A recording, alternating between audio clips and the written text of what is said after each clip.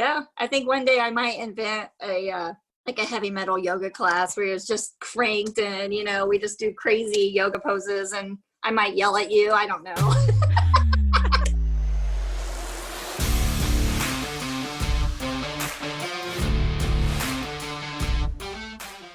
Welcome to the I Cut the Mustard show, where a plant-based diet and small, simple moves make healthy change happen.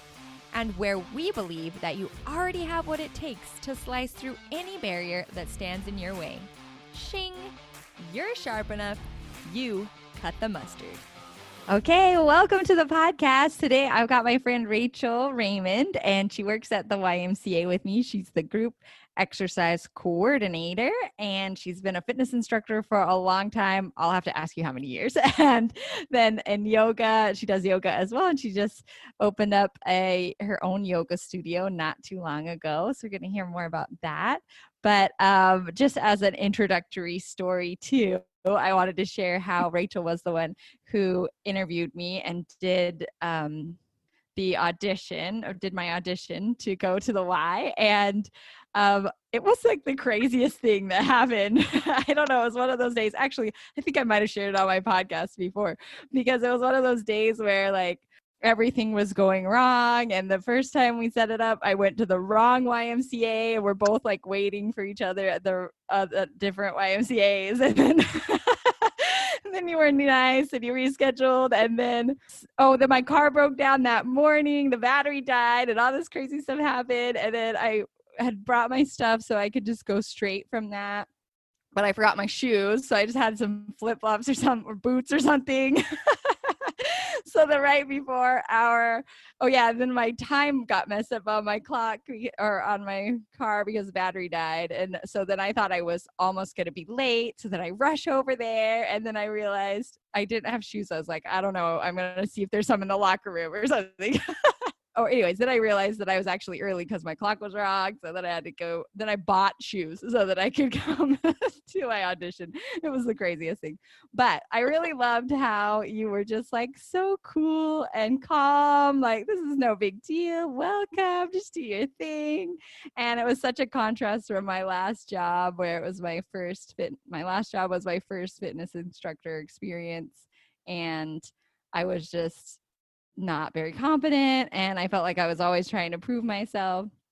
And I came in and you were just so cool, and I just felt loved and calmed when we were there in the audition. And you guys are just so enthusiastic about how I did, and you told everybody how amazing I was. So by the time I went there on my first day, I just felt like a rock star, and everybody already loved me. It just set me up so nicely, and I just really wanted to thank you for that, because it's just huge to go into it and just to be set up that everyone loves you, and that makes a huge difference. So I know you teach a lot of different classes, and how long have you been teaching, and how long have you been teaching yoga specifically? So I've been teaching yoga for about 12 years. It's hard to pinpoint an exact date that I started, but around a 12-year time frame is how long I've been teaching yoga. And then that led to just teaching some other types of formats, and just opening the doors more to fitness in general, and health and wellness, and meeting you and all my awesome other instructors that I have on staff. So yeah, 12 years. 12 years is a long time. That's really great. It is. So I'm also curious. Yeah, like I said, when I came in, you were just like calm and totally brought the right spirit there. So whenever you go in to teach a class, what's going through your head? Like, I like to hear people's thoughts. What's going through your head about like the class and the participants and you, and kind of what do you bring to it when you come to a class? Oh yeah. So I always have in mind like one kind of peak pose that we're going to work towards. So whether it be a pigeon or a triangle, or maybe it's a low lunge or a high lunge or whatever, just one kind of real peak pose that everything kind of builds up to that one, and then we tone it down. But as I walk down to the room or wherever I'm going, I'm just I'm always eager and curious to know who's coming. Am I going to see my regular people? Am I going to see new people? If I see new people, what what are they going to be like? Have they ever done yoga before? Maybe it's super advanced, so it's just like a little mix of all different types of things.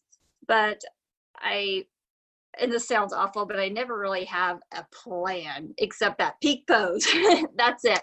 Because I've learned the hard way after teaching for so many years that when you have a plan and you walk in and you have one regular person who's been with you for, a year, and then everyone else is brand new, you're like, oh, I'm going to completely change the way I'm going to teach this class, because this is obviously going to be an intro beginner type, a class. So it's different every time. And I think that's why I love it so much, because you do have a variety and a mix of people showing up and coming to class for different reasons. And I've always said people always come for the physical, and then they figure out that there's more to it than, bending and touching your toes or, whatever it is. So, yeah. Yeah, that's really neat to hear that you say that. I like that you just have one peak thing that you're focused on. So you have a plan, and the plan is see who's in there and then figure out how to make it so that they have a good experience. I was just talking to one of the members the other day that they wanted to try out yoga, and they said, which one should I go to? Like, how I haven't really been to one before, and how can there's so many different kinds of yoga classes. And I told her that since we're the YMCA, there's a lot of new people, and they probably know how to modify it to whatever you're at, but which you were just saying, which was great. But what are some of the different yoga are they modalities? And what are the different ones called, and which one do you like to teach? Styles, I guess. Yeah. So I guess it's a little confusing, because traditionally there are only 5 types of yoga practice. So I tend to describe that to people like, imagine like karate. There's karate, right? But then there's all these different styles of karate. So really you have 5 traditional types of yoga, and I teach hatha, which is one of those 5 traditional. And then it kind of branches off into different styles, like the vinyasa or the yin or ashtanga, and all the different, Bikram, hot yoga, power flow. People get creative with the names, and then what they do is they take those traditional yoga formats and modalities, and then kind of customize them into what those sections are. Hopefully I explained that. Yeah. Well, I know some of them are like more focused on breathing, some of them are slower, some are faster. So you said you do the hatha yoga. What is that one like? Yep. So hatha is a very traditional yoga practice. A lot of it is actually seated, a lot of seated asana work. So postures, sitting down on the mat. However, if you start blending in sun salutations into that, where you're flowing in and out of the poses, blending in the hatha, like the warriors and all those, then it becomes a vinyasa class. So you can see how quickly it can kind of transform just by the way that you deliver it and that you teach it. So okay, yeah. So just some small differences, but you can kind of blend them, and most of us don't really know what you're doing anyway, so we're good with whatever you bring to the table.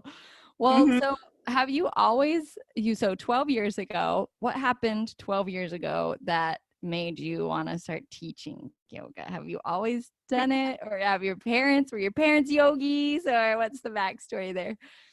No, so backstory was, the backstory was after I had my second son, just feeling kind of sluggish and kind of out of shape. And my friend at the time, she's like, we should probably buddy up and do some type of a fitness class. She's like, I saw this flyer at the gas station. Okay, small town USA, flyers in the gas station. And it was for a kickboxing class. And she's like, would you want to start with me? And I said, sure, let's go check it out. So her and I went, and we loved it. So we had a blast in this kickboxing class, and we found ourselves signing up. And what we didn't realize is that this kickboxing class was also in a karate dojo. So once we kind of started our kickboxing journey, which led to like an ultimate body fitness challenge and all this kind of fitnessy stuff, definitely feeling that surge and just feeling better just by moving and working out and enjoying that. The instructor gave us 30 days of free karate. So I was like, oh, I'll take that. Hey, Yeah. it's free. Fast forward to 5 years later in a first degree black belt. Wow. Look at you. I know. I spent a lot of time in that karate dojo from then on out. I had no idea what I was getting myself into, but that's where it led. So I decided I had kind of run my course with that and was ready for something different. So I was taking these yoga classes on TV. It's probably like PBS or I don't know. And I instantly fell in love with it. But any kind of that like body movement where you're kind of creating that connection, which I had already built 5 years of that with martial arts. I just automatically fell in love with yoga and the challenge and the mindset. And so next thing I know, I was like, I really should probably think about maybe teaching. And then a friend, this is kind of a long story. No, yeah, we like it.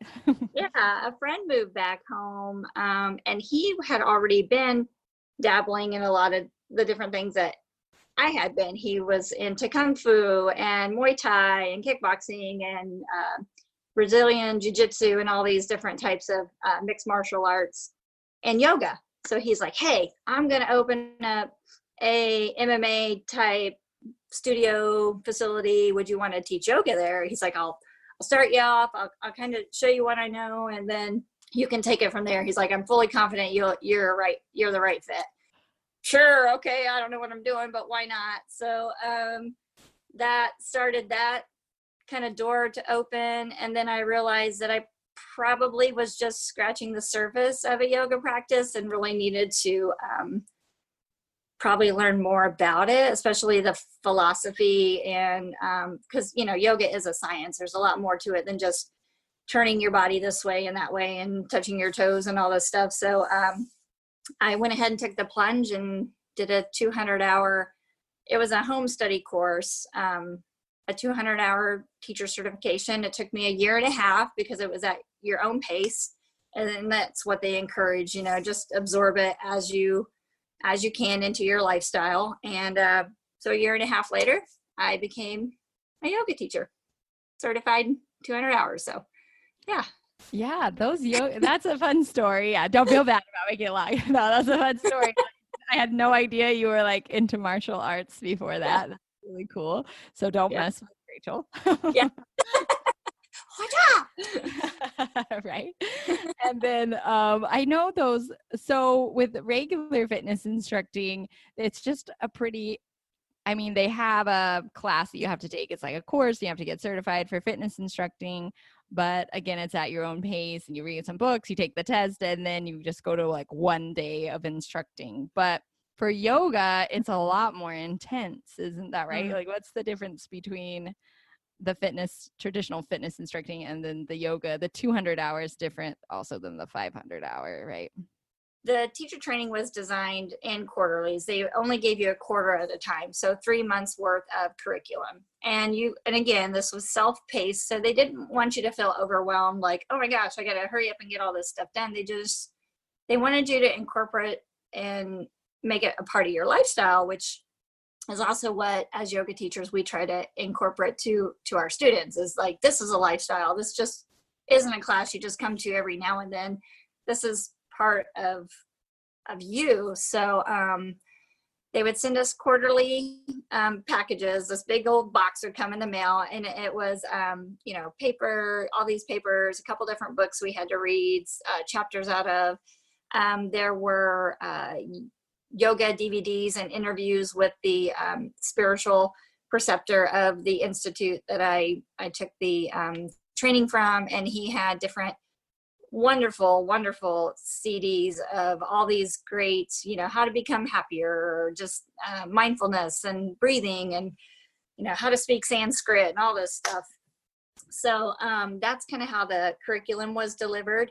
And then in addition to that, you would have to do monthly kind of test and then quarterly exams.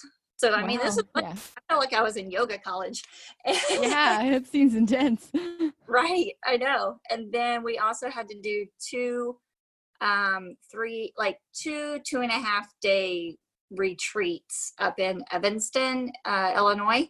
So we had to go to, it was actually an old seminary, and it has this amazing cathedral. But once you got there, you got a room and a bathroom and a bed, and that was it. No TV, no like nothing. It was like It was I felt, legit.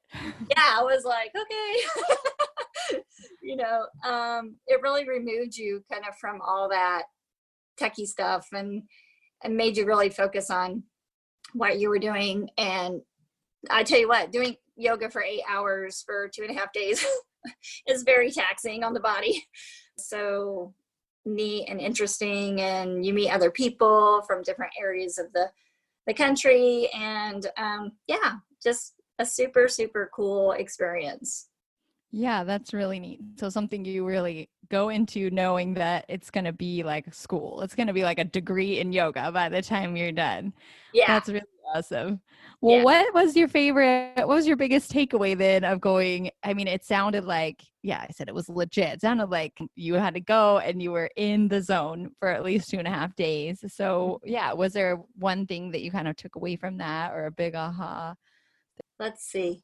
Well, where we were at, they had this amazing cathedral. So that was really cool to go in there and just like feel the peace and the calm that was in this, this space. So that was always kind of nice, just to be able to disconnect from, your usual hustle and bustle of, being a mom or being at work. So it was really nice to be able to just immerse yourself 100% in the experience. And then the drive home, 3 hours was just more absorption and, contemplating and all this fun stuff. But I guess the coolest part was the two instructors that we had. They were both men, which is interesting because everyone thinks, yoga's for ladies or yoga's for girls, but it's so not. And they were just, one was more like the physical guru,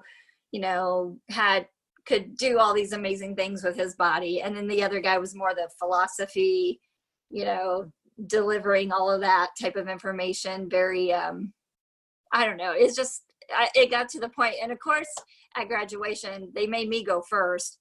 And I had to share all this stuff. And, you start talking and then your voice breaks up and the tears fall. And it's just such an overwhelming experience because it takes so much of your time, and it really transforms you as a person. It really does. Yeah, that's beautiful. And I know you said earlier that people come into yoga for the fitness part, or maybe like we talk a lot about stress management on the podcast. And so they think, oh, well, it's going to help me relax maybe. But you said it's so much more than that. What do you mean by that? Yeah. So I think over the 12 years of watching people kind of come and go out of classes, I've taught classes with 40 people, and maybe 5 of them continue in a committed, disciplined yoga practice where they will come back every single time. And those are the people, I'm not saying that the other people aren't getting something out of it as well, but those are the ones that, they're finding more about it than just the physical. So, and then they start to open up to you, and then they tell you why they're here. And, you kind of listen to their stories and what brought them to it to begin with. So it's going to be different for everybody. But I think I forgot the question. You're okay. Yeah. I was just asking, what do you mean? Like, what more are they taking away? Do you have any examples of what more is it than just maybe yoga? Like I'm a big runner. I like to go regularly, but, I guess in a similar sense, I started going for just the exercise. And then now, I don't know, I love to feel like I'm outside in nature. And when I started to run a marathon, it was like, oh, this is all mental and you have to kind of figure out and start believing in yourself. And so is it more stuff like that? Or do you feel like yoga is a little bit different where maybe there's even something more spiritual to it?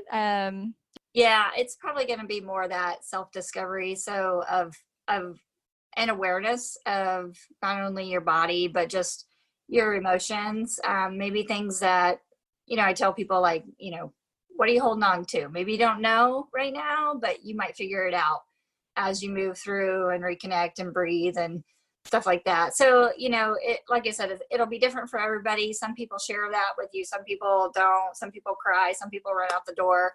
And it's all good. So, but I think that most people seek just like calmness. Like they just want to de-stress. They want to take a break. They want to turn off whatever it is in their life. They might be in a chaotic situation. Maybe it's work or family, or they're just trying to escape something just for that 1 hour.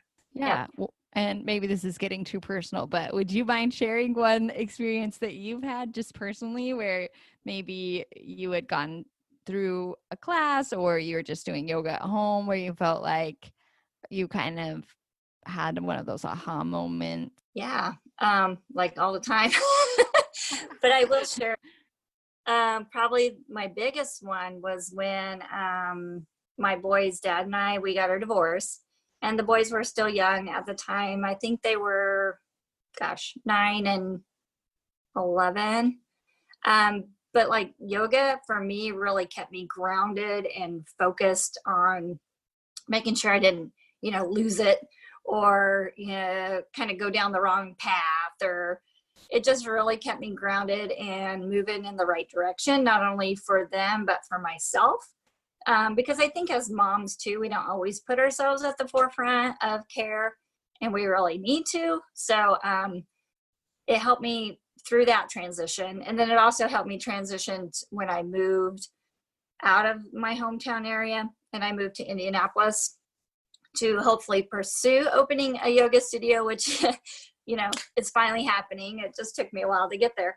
But all of that, like the boys didn't want to move with me because then they had to change schools, and they were, kind of evolving into that adolescence of junior high and high school. So that was really hard for them to pick up and move from their, everything they already knew for their whole life. So that was a struggle.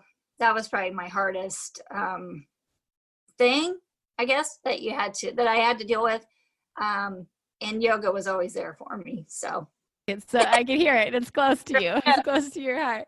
That's nice. I mean, it's good to hear that it's that you experience little things all the time, though, that it's something, like you said, because you come back to it consistently, then you're able to kind of get some inspiration periodically, and it's not like something whacking you over the head, but you're just consistently feeling focused and grounded, like you said. So I know I've heard a lot too about how great yoga is for stress, and maybe partly because of that reason, but why else do you think that yoga helps people calm down? Yeah. So without getting into all the scientific anatomy, because one, I'm not a doctor, and two, I don't really know it all and how it all interconnects. I mean, I would probably have to go back over and reread that section. But breathing, like deep breathing in your diaphragm, is a very calming kind of mechanism in your brain. So when people are able to tap into that, it really keeps them grounded and allows them to just turn their brain off. We are a society of being in our heads constant. I mean, we call it monkey chatter, monkey mind. It's just constant. This. I got to do all these things, and then, well, what if this person doesn't like me, or or my boss is mean to me, or it's just a constant barrage. And then you've got social media and the TV and the current state of affairs, especially now, it's like just a little whirlwind of chaos. So when you're able to just sit in that and connect with your breathing, maybe just move a little bit, bend side to side. I mean, it just has this kind of magical effect on your body. Even if you just can turn your brain off for, I tell people, even if it's just 10 seconds, like you find it and you're like, oh, there it is. Okay, I can do that. And then they'll slowly, start utilizing that more and more. So it's kind of that fight or flight mechanism too, when we are in a state of chaos and we start to become amped up and anxious, and then stress starts to build and our bellies hurt and our breathing becomes shallow, and it just creates a whirlwind of problems. So if you continue to live your lifestyle that way, so right, yeah, so that right, so yoga is just a great way, especially if you do it every day, to just kind of relax. I mean, I know I talk about like how stress is an emotion, but it's more like ignoring your thoughts or the buildup of your thoughts and repressing your emotions, right? And it's just getting all bottled up in there. But maybe that place of peace is where you let some of it go, or you kind of reconnect with reality that, like the mindfulness principle, that it's just like, what's happening right now? Like, I'm totally safe. There's no emergency happening right now. I'm just here and I'm flowing or moving my body nicely. And you can just start to relax a little bit because of that. Yeah. Just kind of let some of that tension go. And, even in yoga classes, like I'll tell people like, we're in a pose, where are you holding tension at? You might even not realize it. It's in your hunching your shoulder. And then you'll see people instantly just drop their shoulders down. And it's so awesome. You're like, yay, they found it. So sometimes people just need those little gentle cues like, oh, I am all crunched up in my shoulders, or whatever it is for them. So yeah, I bet. Oh, I'm sorry to cut you off. No, it's okay. I bet the body awareness helps too, right? Because we're so busy and thinking of other things all the time, we don't realize, like you said, that our breath is very shallow, or that we're tensing our stomach or our shoulders or something. So maybe just that body awareness as well is really helpful for people. Right. And also in like the yoga philosophy, they look at our breath as prana, and prana is our life force energy. So they view it as energy flows through the body, right? And the less flow you have, you're not reaching your body's full capacity to have all that energy flow like it needs to in your body. So stagnant energy, things like that starts to break down physically, organs, blood circulation, breathing, lung capacity. No, I mean, that makes sense. Well, just while you're talking, I'm like, am I breathing? But it was also reminding me of, it makes sense for like, if you have plants that you're taking care of, or, and certain part of the plant isn't getting water, or it's getting too much, or it's not getting enough, or, I'm trying to think of a good example, but where certain energy is, if water or nutrients or something is cut off from a certain part of the plant or whatever, then that part of the plant's going to die, so that makes sense that it works with our bodies as well. And our bodies are mostly, it's breathing, it's eating, it's drinking. I mean, that's the basic things that we do. Right. Yeah. Then that's a great analogy. And sometimes I tell people, like, think of yourself as like a sports car. You're not going to put diesel into your sports car. You're going to put straight octane, high fuel. You're going to give it the best that you can. So, because if you put diesel in it, it's just going to slowly break down and sludge and build and come to a scream. Yeah. We need the right fuel in a lot of ways. That's interesting, though. I haven't thought about the breath. Actually, people on the podcast have probably heard me complain. I'm one of those people that is just like always going, and I can't settle down very well. And so I love yoga, but it's like so hard for me to sit still. And I try to do the breathing, but sometimes it makes me more anxious because I'm like, oh no, I'm supposed to be breathing right now. It's okay. So, like you said, though, you start with 10 seconds and then you get a Mhm. little bit better at it, or you find something else maybe that works for you. Yeah. What's funny is when I first, this is a yoga teacher. This is how you learn like what not to say to students is when you tell them that they're breathing wrong and that they've been doing it their whole life. And they're like, what? I've been breathing my whole life.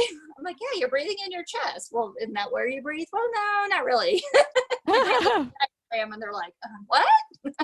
What's a diaphragm? They're like, oh no, I'm broken. What's wrong? Yeah. Okay, so we gotta stop doing that because you tell someone they're breathing wrong and they flip out. Well, yeah, breathing's important. Okay, so I have a kind of a different question, but I like to ask questions that kind of help bring people's personality out. Whenever I became a fitness instructor and I heard other people's music, like if they made their own playlists, I just think you kind of think that everybody's like you, Yeah. and I just hearing their playlist was so telling of like what they valued or just the type of person they were. And it was just so interesting how different they were, but how consistent they were for each person. But anyways, so I want to know, giving all that, where it's a lot of pressure here, what kind of music do you listen to right now? Or what type of music do you enjoy? Do you really want to know? Yeah, I do. I'm so curious. I'm a child of the 80s hair metal bands. So I love 80s hair metal as well as anything super heavy. So I'm like a rock and roller, hardcore, horns out, mosh pit, let's bang our heads. I never guessed that about you. I'm like, I think that's what keeps me balanced, but I love heavy metal. Yeah, that's hilarious. I love that. Actually, I'm so glad I asked you that question. Because I think too, sometimes we go into the yoga studio and think, oh, they're Zen and they just listen to beautiful music all day long. But we all have this duality too, that sometimes you're having fun and you're listening to heavy metal, and other times you're chilling. Yeah, I think one day I might invent a heavy metal yoga class where it's just cranked and we just do crazy yoga poses, and I might yell at you. I don't know. Push you over. Hey, that sounds like it's gonna be like whatever, dethrone the goat yoga, Right? or the cat yoga. You totally should just like throw it out there and see who goes. Yeah, you might tap into somebody who's never done yoga and that's their niche. And hey, here we go. I know, that would be so fun. So you were one of the directors of the YMCA, so over a couple different things, including group exercise coordinator. And then you've decided to shift recently and drop some of those roles so that you can start your own yoga studio, which has been a dream for a long time, it sounds like. Yeah. So what made you decide that now was the time to just do it? Yeah, and it was right before COVID, which we can talk about too. Yeah. Yeah. So, every timing is weird in life. You just never know when things kind of show up. And I'm an indecisive person, believe it or not. I can be super indecisive. I can be super decisive and extremely indecisive. So this driving downtown Mooresville, I just saw this, for rent sign in this space. And I was like, I should go look at that. Well, I drove by it like 3 or 4 times, and finally I was like, oh, Rachel, just pull over and go peek in the window. So I pulled over, peeked in, and it was just this nice big open space. So I was like, oh, that would kind of be a cool yoga studio. So I told my husband about it, and of course he's like, check it out. He's super supportive and always so encouraging. God love him. He deals with me. So, and vice versa. But anyway, so I reached out to the realtor, again, still reluctant, like, what am I getting myself into? And it took her a week to respond. I was like, what's going on? And then she finally got back to me. She's like, oh, I'm so sorry, blah, blah, blah. So we met up, looked at the space. It just felt good in there. When you walk in somewhere and you're like, oh, it feels good in here. So I asked her, I said, is there anybody else looking at this? She's like, I've got one other guy kind of interested. I said, okay, well, I'll let you know for sure what I want to do. Well, in the meantime, being a director at the Y, there is a conflict of interest policy, which most, big businesses have, nonprofits too. And one was that I couldn't be an owner of a fitness facility as a director. So I went and talked to the big boss and kind of told her my idea. And she's like, well, first of all, I think that's awesome that you want to pursue that. But also I would hate to see you go, if that's what you decide to do, but I'm never going to, hinder you from doing what you've been trying to do now for 10 years. So she's like, just keep me posted.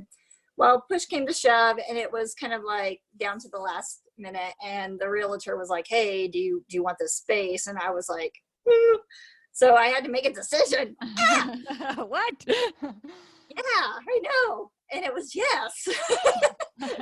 I just went for it because it was kind of like, it was kind of like a do or die situation. And I was like, I guess the time is now, like, let's go for it. So I told her yes. And then I went back to the Y and told them like, hey, this is what I'm going to do, but I'm going to give you plenty of time because I have time. So if I can still work for you in the full-time capacity up until this point, that's what I would love to do. And then of course they were like, oh yeah, they're, the Y is so great about supporting their employees to do what they love, whether it's in the building or outside the building. They don't ever want to see good people go, but, and at the same time, they're also encouraging and supportive of that. So we signed the lease, got the ball rolling.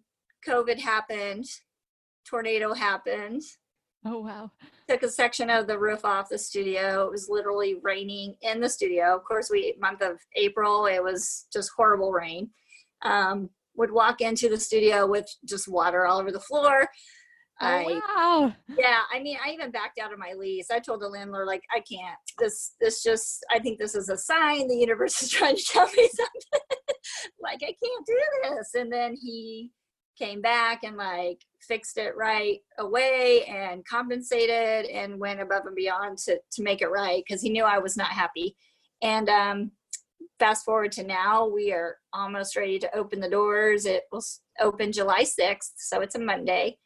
I've been working diligently on the website with MindBody as my registration system, building all the schedule. I've got 3 other instructors and myself, and it's just really kind of all coming together right here at the last minute now that some restrictions have been lifted. But we still have guidelines in place, of course, according to COVID. But, for the most part, we're ready to rock and roll. I'm excited. Yeah. Wow. That was that was a big, you're like, it feels right. This is great. And then it's like, oh no, it's water now. I bet that was a roller coaster. Water yoga. That's right. Embrace that, girl. No. Well, that's good though. That's good in a lot of ways to see how the landlord handles things like that before you even go into it. So that is nice. And then everything came together. So that's wonderful. So I'm glad it's starting. This podcast might come out after you've already opened, which would be great. And then, but I know everybody's a little different with their personality, and every yoga studio is a little different. So we've heard a little bit about how you're going to do heavy metal yoga. Just what do you think is the difference between your yoga studio and everybody else's? Are there certain values that you have or certain things that you're going to try, like the heavy metal yoga or, like what's your thing? Yeah. So I guess my foundation has always been price point. I've always been that person who wants yoga to be affordable and accessible to everybody. So I've price point myself competitively, but still under some of the other studios in the surrounding area. So I was a stalker on their pages for several months and just kind of looking and making sure I priced myself accordingly, where I could still, of course, pay the bills and make the overhead, but also where if somebody got on my website and decided that they couldn't afford it, like that's just not what I want to happen. So I really made sure, hopefully, that I priced that accordingly. So making yoga accessible to all, just coming in, feeling comfortable, like this is part of a community, this is a family. You're not just another person walking through the door. So making sure they have that experience from the time they walk in the door into the time that they leave. And yeah, that's just kind of always been my goal, is just making sure everybody feels good there. Yeah, that sounds good. So just the family community. Mhm. And like you said, what you were saying about yoga in general, that they come in thinking maybe it's just for exercise, but they find out it's a lot more. And you're wanting to just encourage that so that they can keep coming back and find the great things that you found with it. And Yeah. then I really love that it's accessible to all too. I mean, I think that's a big deal to people who want to. I mean, it's been a barrier for me in the past to be like, oh, in my head, I'm just thinking yoga's so expensive, and it's hard to maybe find a studio where you feel like you could. I don't know. I think it's a mental barrier for people anyway. Money is, but it's nice to feel like, okay, this is a place that I can go and get what I need. Yeah. Other instructors I have, we all met up one day this has been a few weeks back, and we all just like clicked. Like we all were in the same, I don't know, it was just weird, like a little magical gel that just brought us all together. And we all have the same kind of heart-centered, motive, and teaching styles, I'm sure different, but still that same intention of making sure that everybody feels welcomed, and it's not just for the bendy people or the young people or the women, it's for everybody. And I also have a active duty, because I have a special place for veterans in my heart. So all active duty and veterans and first responders, so your EMTs, your police officers, those types of folks, all will receive a discount. So they get a discount through the studio. Yeah, that's really good. Mhm. Well, I am excited for it to open and see what it is. I've seen a couple of your posts on Facebook, like, here's my first light switch I bought, or whatever. Right? Here's the first yoga stuff in the studio. And I'm excited to see where it goes. So how do we find out where you are at if we're in the Indianapolis area? Yeah. So I'm still setting up a couple of different things as far as like Google Maps and stuff like that. I didn't know there was a process of verifying your location. I mean, imagine that, but there is. So at some point you'll be able to Google me, but you can definitely find me on Facebook and Instagram, Peaceful Spirit Yoga. And then my website it's kind of a long one, but it's peacefulspirityogaindiana.com. And Okay. if you visit the website, that's going to have all the information that you could possibly hope for. And if not, there is a contact that you can ask questions, things like that. I'm still working on getting my class packages and registration 100% live. It's at about like 85. So I don't know how to build websites, but GoDaddy has been amazing. So I'll give them a little plug. But I've had to tweak things, and it's a learning process. And I don't think I have one page laid out quite right, but I have to figure that out. So You've got a couple weeks. yeah. It'll be ready to roll whenever push comes to shove. It just gets done, right? It'll get there. So yeah, it's kind of like my personality. I want to hurry up and get all this done, but at the same time, like, okay, I just got to go with the flow at the same time. So yeah, I'm only one person, and I'll just do my best. Yeah, that all sounds really good. Good. Well, okay, so peacefulspirityogaindiana.com. All right. Correct. I'm gonna put the link in the show notes. And is there anything else before we leave that you wanna leave with everybody about yoga, or anything that we hadn't talked about today? Just don't be scared. Once you walk through the door, you're fully committed. I mean, I tell people that it's like Hotel California. Once you check in, you can't leave. So Oh no. come through. Yeah. That's probably the biggest barrier, is just walking through that door sometimes for a lot of people. Just, feeling anxious or apprehensive about taking a class or what's going to happen. And I mean, I think people just need to know that they're free to ask questions. And if they're curious, like, just come take a class for free. You can always do one for free. So Yeah, check it out. Yeah, just getting in there, getting in the door, and you're not gonna hold them hostage and use your karate on them, but they're gonna love it because it's their new family. They'll want to stay. Perfect. Well, And thanks so much we'll for play coming. heavy metal afterwards. That's right. Well, you'll have a party on the weekends. That sounds awesome. I'm like super excited for you. Right? Okay, well, yeah, thank you so much. You're welcome. Thank you. What's one thing that's really been weighing you down? Are you ready to kick it to the side? Then join me for a stress less call today, where you'll learn the /1 mindset tool that I use to stop stressing and find relief right now. Go to icutthemustard.com/stress less to sign up for that call today.